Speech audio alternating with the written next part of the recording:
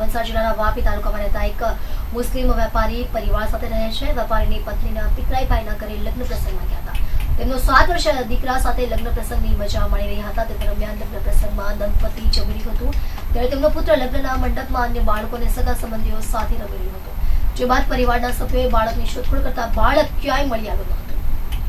વેપારીની પત્નીએ તાત્કાલિક ઘટનાની જાણ તેના પતિ અને પરિવારના સભ્યોને કરી હતી.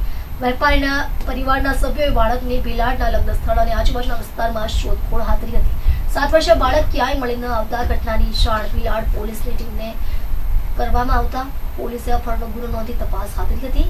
પોલીસની ટીમે લગ્ન મંડપમાં લાગેલા સીસીટીવી ફૂટેજ અને આજુબાજુના વિસ્તારમાં લાગેલા સરકારી અને ખાનગી સીસીટીવી ફૂટેજ ચેક કર્યા હતા. જે દરમિયાન આજે વાપી હાઈવે ઉપર એસટીપી પ્લાન્ટ અને એન્વાયરમેન્ટ કંપની પાસે બાળક હોવાની જાણ થતા વાપી પોલીસની ટીમે બાળકનો કબજો મેળવી આગળની તપાસ હાથ ધરી છે. બાળકના અપહરણ કેસમાં સંડોવાયેલા લોકોને શોધવા ડ્રોનની મદદ લેવામાં આવી છે.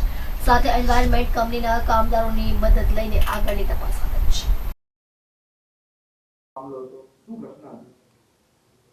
વલસાડ જિલ્લાના ભીલાડ પોલીસ વિસ્તારમાં ગઈ તારીખ 23મી ડિસેમ્બરના રાત્રિના 9:30ની આસપાસમાં એક બાળક જે પોતાના મોસાળમાં લગ્ન પ્રસંગમાં આવેલું હતું એ બાળક ગુમ થવાની એક હકીકત મળી હતી.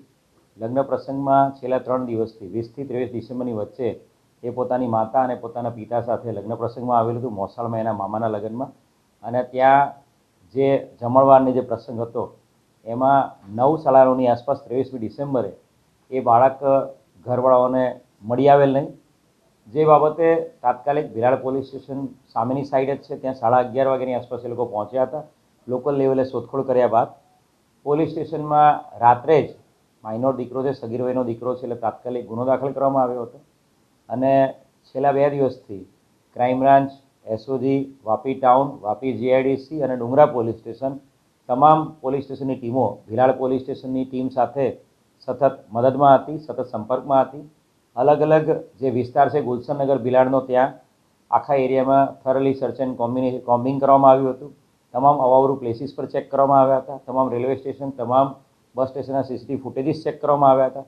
સાથે સાથે વાપીના અલગ અલગ ઇમરાનનગર, ભડકમોરા એ વિસ્તારોમાં પણ અને વાપી રેલવે સ્ટેશન પર પણ search operation, CCTV camera search અને કોમ્બિંગ કરવામાં આવ્યું હતું. આજે એક સફળતા આમાં મળી છે. આજે સવારે 1 વાગ્યાની આસપાસ વાપી ગ્રીન એન્વાયરમેન્ટ કંપનીની બહારની સાઈડ, જે હાઈવેની નજીકનો જે એરિયા છે, જાડી ઝાંખરાવાળો એરિયા, ત્યાંથી બાળક સદનસીબે સારી હાલતમાં મળી આવ્યું છે.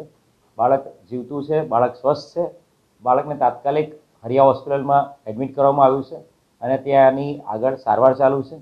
બાળક કયા સંજોગોમાં ગુમ થયું હતું અને બાળક કોની સાથે ગયું હતું, આ તમામ દિશામાં હાલ પોલીસ તપાસ કરી રહી છે.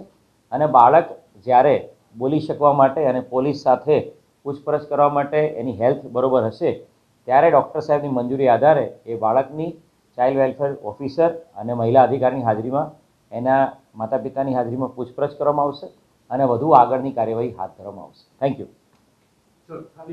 આપણે 2 દિવસ પહેલાં લગ્ન હતું. લગ્નના અંદર આફાફ આદિલ ખોવાઈ ગયેલો. આપણે શોધવાનું ચાલુ કર્યું એમને. 2 દિવસ પછી એ ભાઈ મળી ગયેલા છે. આપણને બહુ ખુશી છે ને પોલીસ આભારને આપણે આભાર માનીએ છે. કઈ રીતે બોલે? હા સર. કઈ રીતે બોલે છે? છોકરો દમનગંગા પાસે મળ્યો એમ. તમારે શું થાય? આપણે એમને કાકા લાગે છે. ક્યાં રહેતો છોકરો? ક્યાં છોકરો હમણાં 10 દિવસ પહેલાં જ આવેલો છે. સૌદી રહેવાનું છે એમને ને એમનું રહેવાનું છે વાપી ગુલશન એન્ટરપ્રાઇઝ પાસે.